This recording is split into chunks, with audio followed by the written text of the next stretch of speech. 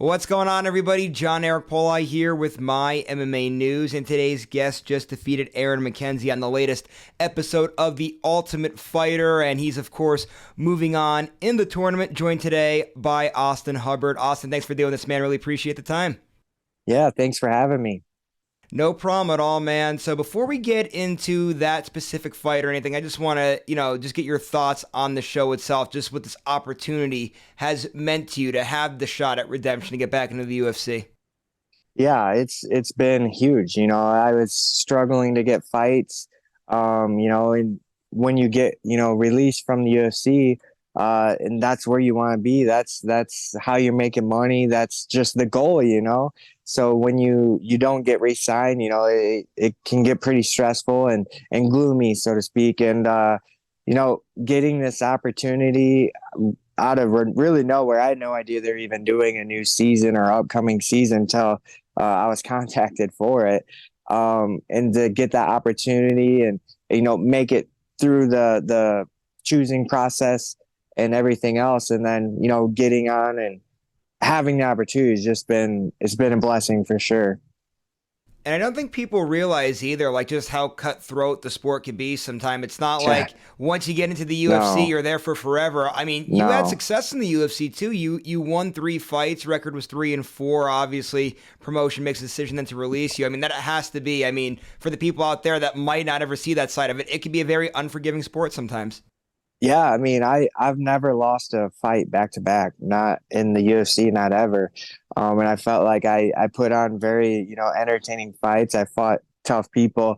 So I was a little surprised I didn't get, re-signed after I fought out my second contract, but that's just the way it worked out, and it was a good learning and growing process. Um, it may not have been what I wanted at the time, but I think things with this ultimate fighter opportunity, it may be better for me in the end. It's just crazy how life works out. So many ups and downs, and you just gotta keep going forward. Yeah, and speaking of this opportunity, and like you said, how it brought a lot of eyes and everything to you there. I do want to ask just how you found out about that you were going to be on TUF. What was that phone call like when you got that? Yeah, so like I said before, I had no idea they were doing a new season. I didn't know about, an application or anything like that until the TV producer, one of them, called my coaches because he knew them well enough and they're, friends, and he's like, "Hey, we want Austin on the show." So then my coach, called me and was like, "Hey, they want you on the Ultimate Fighter. Fill out this application and call them, get a hold of them." And at first, I'm not gonna lie, I was in a bad place mentally, and I wasn't sure if I even wanted to do it. Um, after a few days and my coach being on me, I did finally, fill out the application and contact the guy. But even at that point, when I was filling out the application, I wasn't 100% sure I wanted to do it. At the end of the day, though, I knew that if I didn't take the opportunity that, 5, 10 years, however long it would have taken, I would have really regretted not doing it. And I feel like this, Ultimate Fighter opportunity was really my last shot to get back into the UFC. So obviously, I knew I was gonna take it, but it was, some processing, so to speak.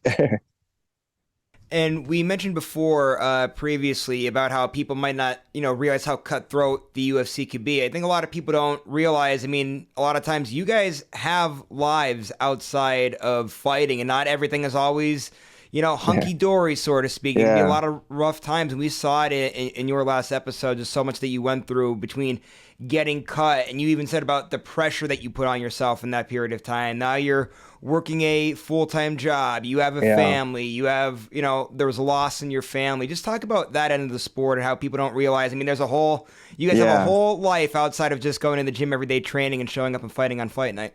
yeah. So obviously, MMA is a pretty intense sport.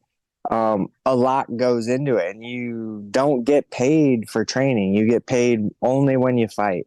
So, obviously when you're not, and you don't get paid very much when you're not in the UFC, and or another high level promotion.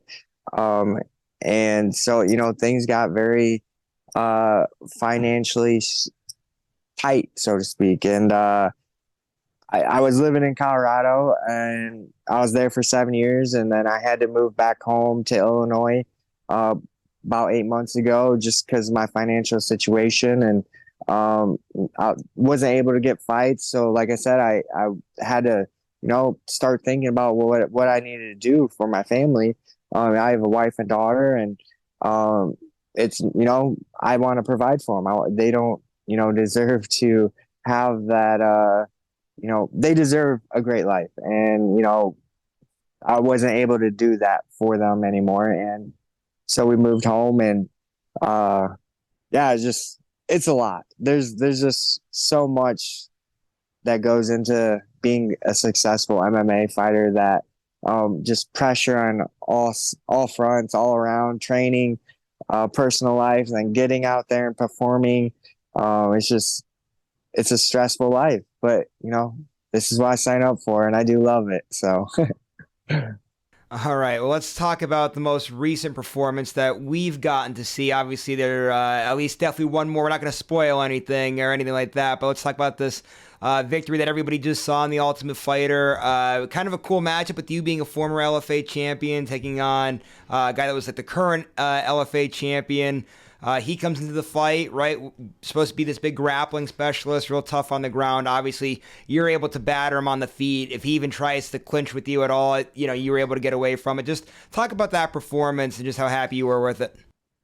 yeah, like you said, him being the current LFA champion, me being a former, I got signed after winning the belt, so I never defended the belt. So I kind of made it in my mind like a title defense type of energy. And I just thought it was kind of a cool, that I could, put my stamp out there that I still have what it takes to be an LFA world champion. And obviously, to be in the UFC and defeat, high level guys like such as Aaron. But yeah, I was happy with the fight. Obviously, there's always things that you can improve on and work on after, watching the fight a few times. But overall, I felt like I went out there and did what I wanted to do. I've been focusing heavily on, kind of polishing that kill switch and upping that intensity and aggression. And I feel like I showed that in that fight, and, just continuing on in the journey of MMA.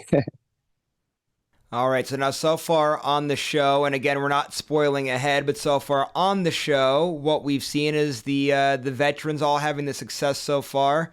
Why is that, do you think, that those veterans, at least so far that we've seen, have been having the success early on here? Is it because you guys are way more experienced, you've been there, you've done that, you've faced that high-level competition, or is it just kind of just the matchup and how it kind of goes?